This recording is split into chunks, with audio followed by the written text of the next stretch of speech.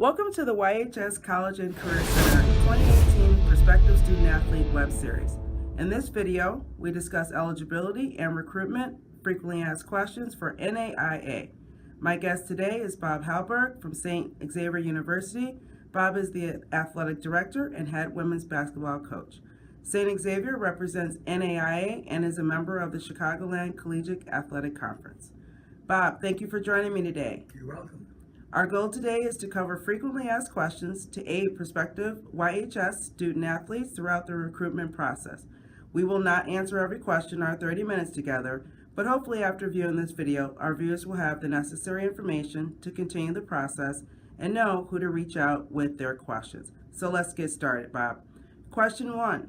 Bob, how does generally an NAIA school, and specifically St. Xavier University, go about finding potential student athletes? What are you looking for? Well, we look basically for a combination of a talented athlete and a very good student. Most of our students do very well in the classroom here, not that we do anything with them, but they're pretty smart coming in when we recruit them. The recruiting process, talent-wise, has changed so much in my years of the business. Summertime used to be a nice time for coaches to go to the beach and relax and have cookouts. Now there's so much sports being played in the summer. Basketball and everything else, and parents know this, has now become an all year round thing. So most of what we do in the summertime is we try to spot the athletes before their senior year. Now there are many athletes that are making commitments to universities after their sophomore year even. So we look to see the Nike tournament that takes place at McCormick Place every year, where maybe 95 courts are set up and people are playing basketball all over the place, and summer leagues. So a lot is done in the summer leagues now, and of course the major universities, they're already eyeballing and they know who they want pretty much after their freshman or sophomore class. Great. Question 2. Student athletes have dual roles on campus. Discuss the importance of academics. Additionally, can you discuss eligibility in NAIA? Well, each school dictates their own policy as far as eligibility goes. But I would say for the number one thing probably most schools have in common is you have to usually have a 2.0 grade point average to participate in sports, which is pretty much a C average. That might vary from school to school, and it might depend on the major of the different athletes. But eligibility is something that it's an ongoing process because some students aren't aware of eligibility rules once they get in school. They have to be making normal progress, and in the NAIA, that would be accumulating at least 24 hours of academic courses with a grade point average of 2.0. And I say academic courses because a lot of schools have remedial courses and what they call 099 courses or 090 courses, which actually don't help you toward graduation. So you should be on an average of about 30 semester hours a year, which would bring you to graduation in terms of 120 hours. Of course, one hint there, students have to watch changing majors. Once they're enrolled, if they decide to change their major and go from psychology to business or business to nursing, that could set them back if they really don't seek out a good academic advisor. And that's a department here at St. Xavier we're very strong in. We have a tremendous academic advising staff. Do you feel that students have troubles with balancing their academics with their athletics at times? I think it depends on the coach. Number one, our coaching staff here at St. Xavier is very much attuned to what the student athletes come here for. They are here for education. Sports is a byproduct of that. When you start monopolizing their life, when they're in the weight rooms 2 hours a day in the morning and they're practicing 3 hours a day afternoon, it really defeats the purpose of what the student athlete is here for, and that's academic first. So a lot of that depends on the coach. Here, a lot of times classes interfere with practice, but we work around the class schedule. Coach, don't forget tomorrow I'll be 10 minutes late for practice. Coach, don't forget I got to leave 10 minutes early to get to my night class. We're very cooperative here at St. Xavier, and we certainly understand what the student athletes are here for, and education will last a lifetime. Sports in college are just 4 years. Following up on the prior question, athletes are more than just their athletics. Can you discuss the importance of other life opportunities for the student athletes at this level, their volunteer clubs, organizations, as it relates to St. Xavier and the athletic department? I think our university as a whole really is interested in servicing the community and different projects that arrive throughout the course of the season, course of the school year. The school as a whole is very much involved, being a Catholic institution, with these kind of projects. Our sports program, our football team will get involved with Kiwanis Club, selling peanuts on the corner. Our women's cross-country team adopts a student every year, almost like a student manager, not anybody associated with the school, but somebody outside to work with the clubs. My basketball team will go on a trip and we'll visit hospitals if asked to, or sometimes volunteer to, or some handicapped children that we've worked with before in basketball. I think it's a very important part that people realize that a student athlete is more than just a student athlete. We try to make them ambassadors of the university. We try to have reach out to the community, volunteer to get in help with 5K runs where they'll donate their time to these organizations that are out making financial money on certain projects. So we're very much aware here at the school that reaching out into the community and being involved and really helping people is one of our missions. Work ethic means different things to different people. Explain what work ethic looks like for the student athlete. Well, I think that's a very good question because it depends on the athlete sometimes. Funny story, you'll have an athlete run around the track one time and say, I've got tremendous work ethics, I'm really dedicated. And I'll say, what about Susie? She ran around the track 8 times. Oh, she's crazy. She's overdoing it, you know. So work ethic is usually defined. I've been coaching over 50 years. I've never had a player sit in my office and tell me that he or she did not possess good work ethics. From a coaching standpoint, I'll tell you, I'll make it very simple.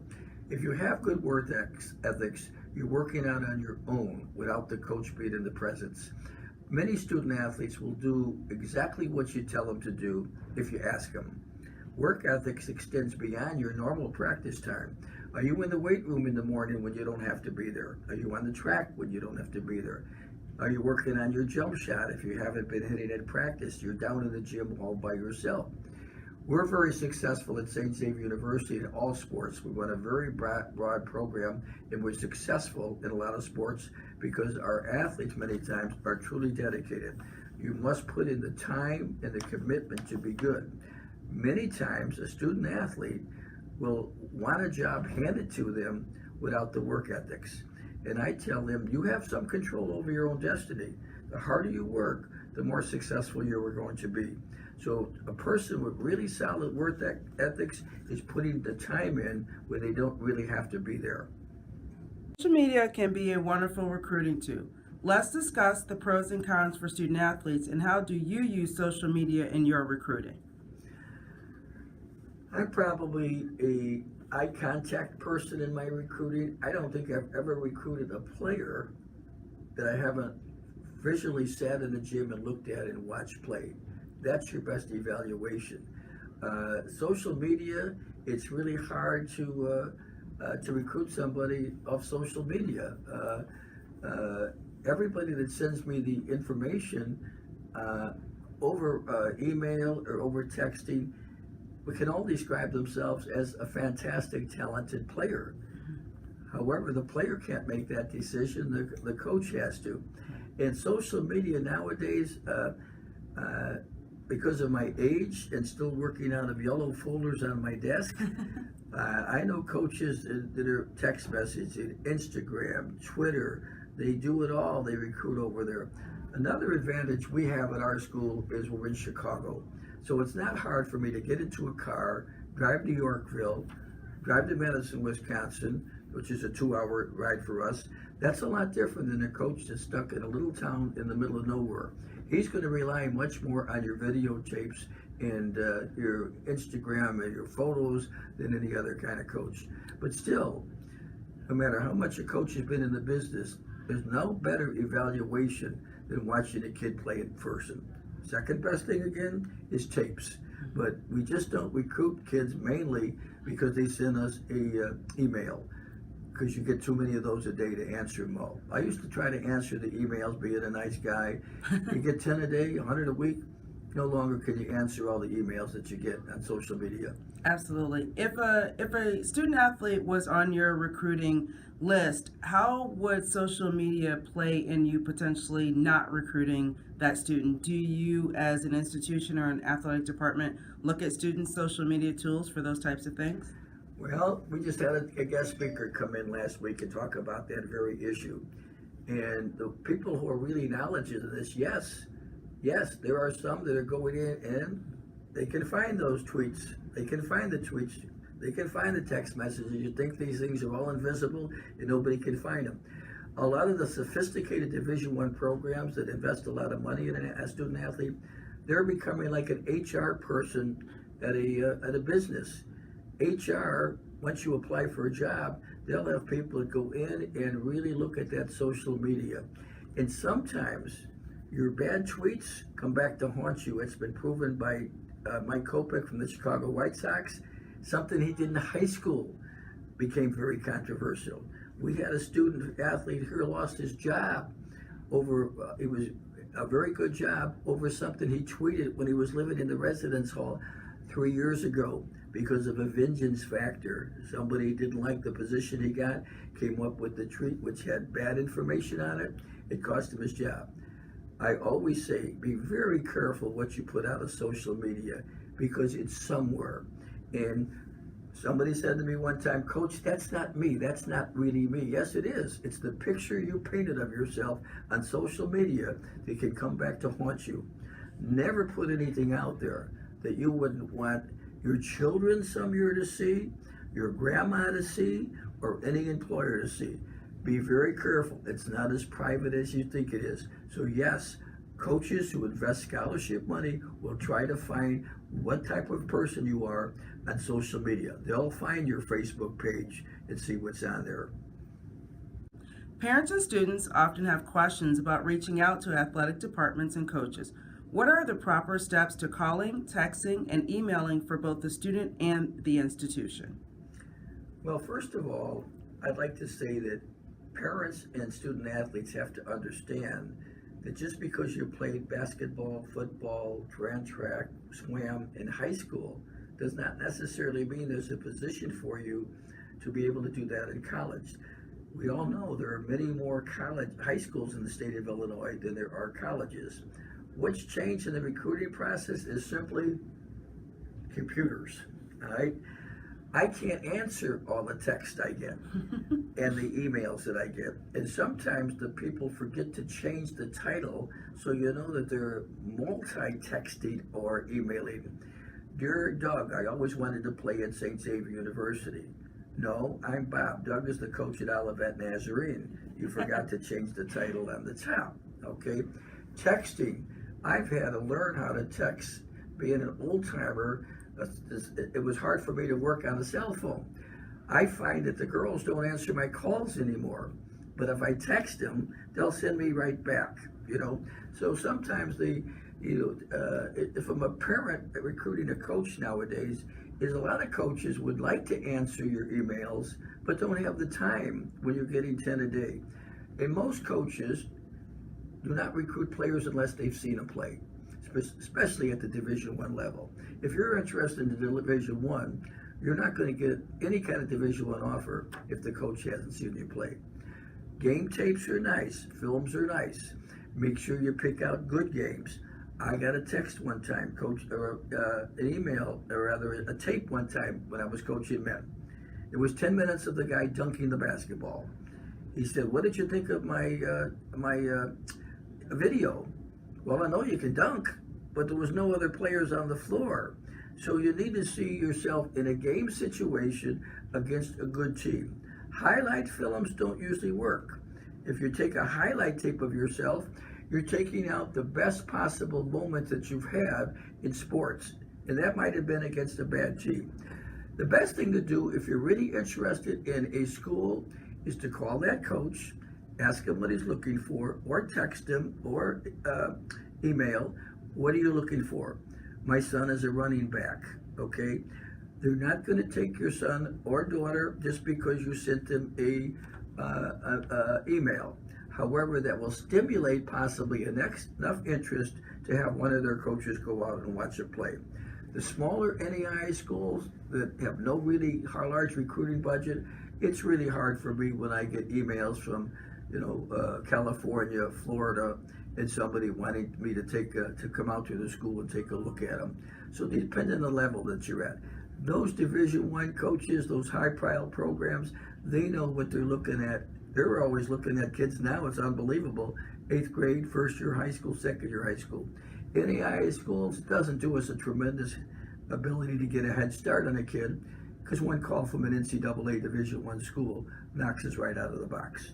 I'm trying to recruit a kid. Doug Bruno calls from DePaul. That's the end of that kid. Nothing wrong with that. That's just the way it is. So continue to promote your child, but at the same time, you must realize there's not a spot in college for everybody that played in high school.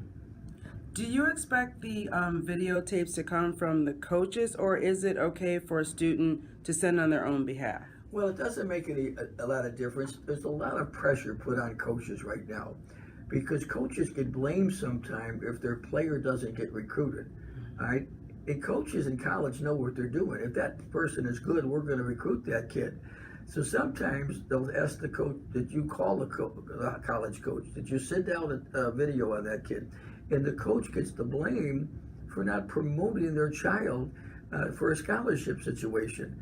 And no college coach is going to take a player unless they're good or fits into their program. So it doesn't make any difference. Just make sure it's a good video and back it up with enough video that the coach that's watching it can see that you're playing against good competition. Scoring 20 points in a video, or running for 5 touchdowns, or winning a swim meet in a situation where the competition wasn't that strong, doesn't do you a lot of good. When somebody said I took first place I'm the high scorer of my team, my answer to that is every team's got a high scorer. You have to have a high scorer. You can't have a team without a scorer. So what you better be is a high scorer and a good competitive basketball player to rise to the next level.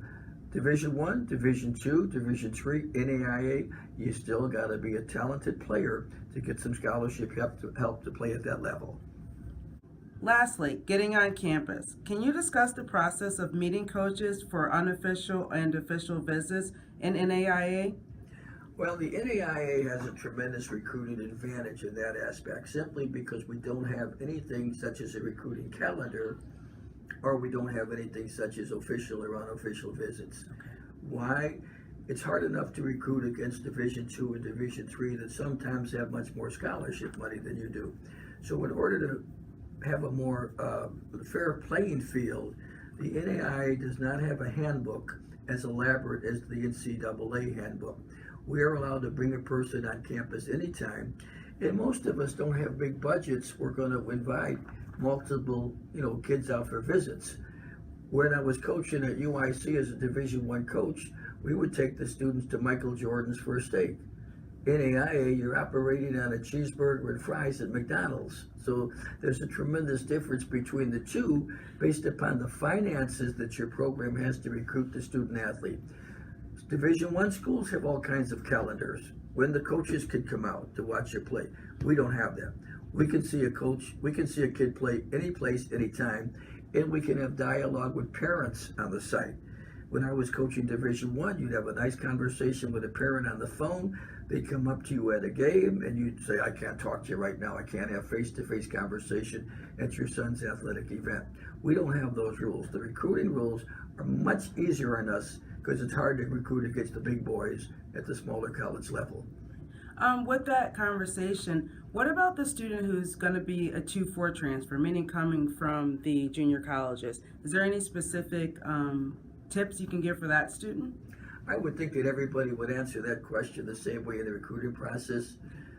If he's talented, if he's a very talented player, we'd be very interested. We don't care whether he's coming out of high school or junior college. The one thing I would warn junior college athletes about is make sure you pay attention to your curriculum, that the courses you're going to take will transfer to a 4-year school. You don't want to major in eligibility your freshman and sophomore years at junior college. You want to major in something that's going to carry over to the four-year institution. So you should be building up a lot of electives that are transferable. Be careful of how many bowling and tennis classes and badminton classes you have. A lot of those will not be transferred to four-year school. So your advice should be start to get the catalogs at a four-year school, look at some of the curriculum, and find out what courses you're taking. Also rely on the counselor at the junior college. Make sure you sit down with the counselor, not always the coach, but the counselor, and say, now I'm thinking of going from Moraine Valley College and I'd like to transfer to St. Xavier University. I want to make sure I'm taking courses here that will transfer. You don't want to transfer from a four-year school or a junior college and have taken 60 hours, but only 45 hours of those are transferable. That's going to make you a five-year graduate rather than a four-year graduate. Do you feel like the same is true for a student who maybe decides to go from a Division I, Division II to NAIA? No, I don't. I think that what really changed over the years is when I was coaching at Chicago State for 10 years, my great players were transfers from Illinois, Western Kentucky, Indiana State. What's changed a little bit now is D1 transfers try to drop down to another D1 school. My advice to any student athlete, go where you can play.